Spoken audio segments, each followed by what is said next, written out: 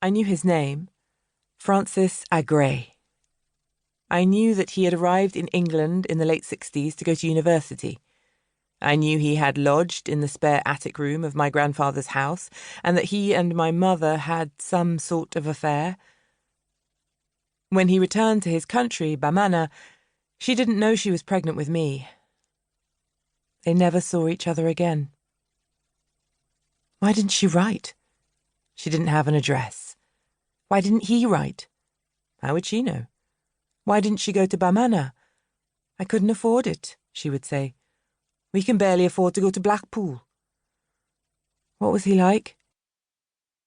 I don't know, Anna. It was so long ago.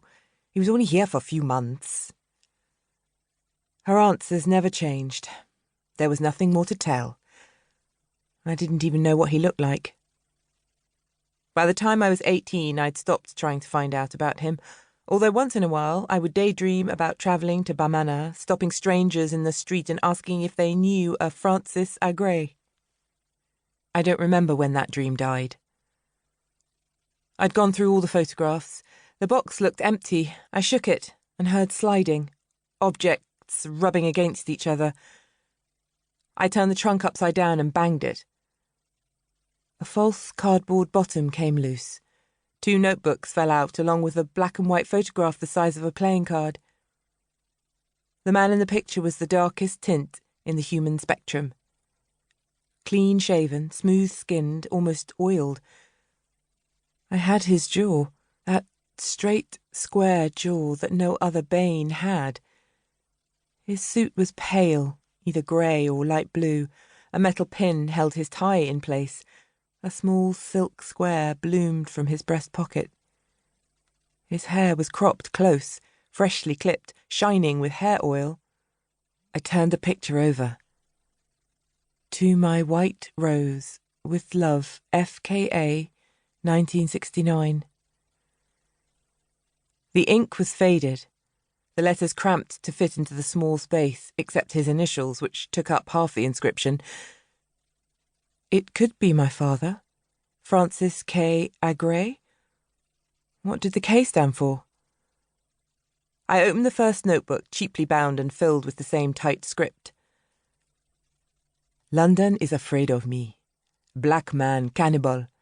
Black man rapist. Hide your fat wives and your dumpy virgin daughters. Shut your door in my face. Look out, Tollund man is coming. The author's voice was strong and alive, as if he had walked into the room and begun speaking. An intelligent black man, angry, humorous, surely not my father, hidden away in this box by a woman who told me there was little to know but his name. I do not know how to write in a book like this.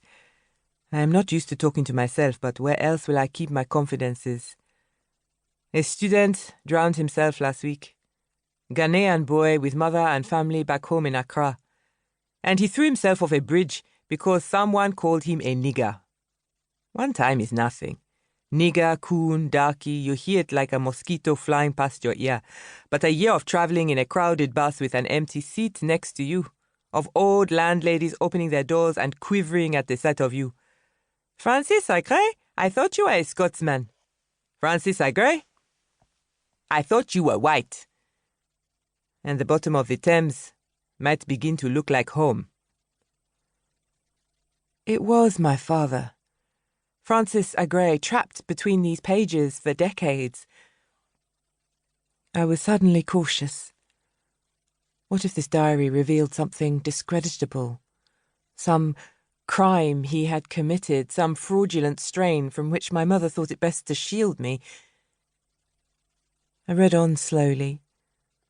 The next few entries were sketches of places I recognised. He was an accurate draftsman. On a double leaf, he had drawn the facade of the British Museum with the caption, I go to the Africa section to sit in the warmth. Masks, stolen from my ancestors, surround me. These masks are made grotesque by their setting, the sacred turned ridiculous under the gaze of the uninitiated. The British public glance at me often, eyes darting from fertility goddesses to my black face. One of these days, I'll climb into a glass cage to oblige them.